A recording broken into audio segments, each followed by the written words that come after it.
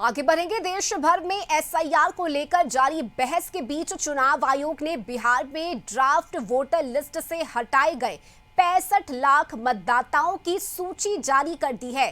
Supreme court ने अपने अंतरिम आदेश में स्पष्ट किया था कि चुनाव आयोग मतदाताओं को पारदर्शी जानकारी उपलब्ध कराए और उन नामों की सूची सार्वजनिक करे जिन्हें हटाया गया है। सुप्रीम कोर्ट के आदेश के बाद अब इस सूची को जारी किया गया है। इसके साथ ही आयोग ने दावा किया है कि हटाए गए नामों के पीछे जो कारण है, जैसे मौत, दूसरे स्थान पर स्थानांतरण, डुप्लीकेट रिकॉर्ड या फर्जी नाम, उन सभी को विस्तार से दर्ज किया गया है। तो बिहार में मतदाता सूची के पुनर्निरीक्षण को लेकर जारी विवाद के बीच अब चुनाव आयोग ने उन 65 लाख मतदाताओं के नाम की सूची को जारी कर दिया है जिसे वोटर लिस्ट से हटाया गया था।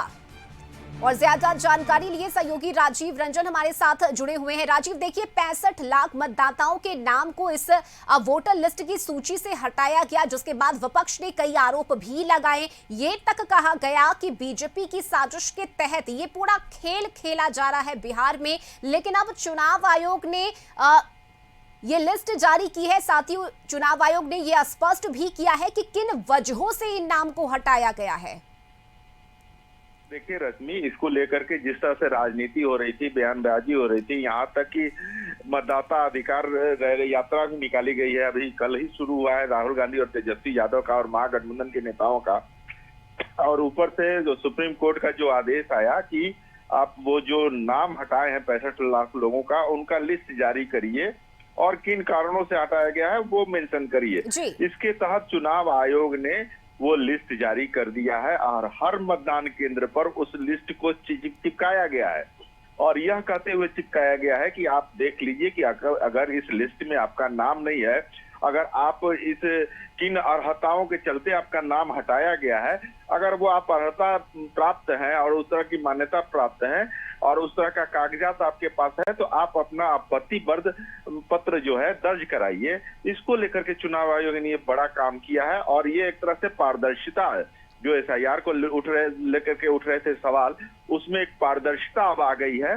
अब चुनाव आयोग के इस फैसले के बाद राजनीतिक पार्टियों को सोचना होगा कि उनके सामने कौन सा मुद्दा अब सामने रह जाएगा, क्योंकि चुनाव आयोग ने स्पष्ट कर दिया है कि वो लिस्ट हमने जो जारी किया है उसमें किन कारणों से लोगों का नाम काटा गया है, या मृत है, या पलायन करके दूसरे राज्य में चले गए हैं, या फिर वो ट्रेसलेस है, मतलब वो जिस पते पर उनका मतदाता पहचान पत्र बना था उस पते पर वो मौजूद नहीं है, हाउस नंबर में मौजूद नहीं है।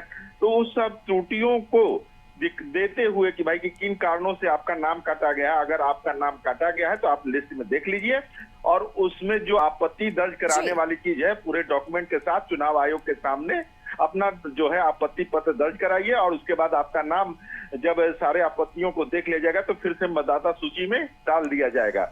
तो ये एक बहुत बड़ी पहल है। हालांकि सुप्रीम कोर्ट के आदेश के बाद ये पहल रंग ला रहा है।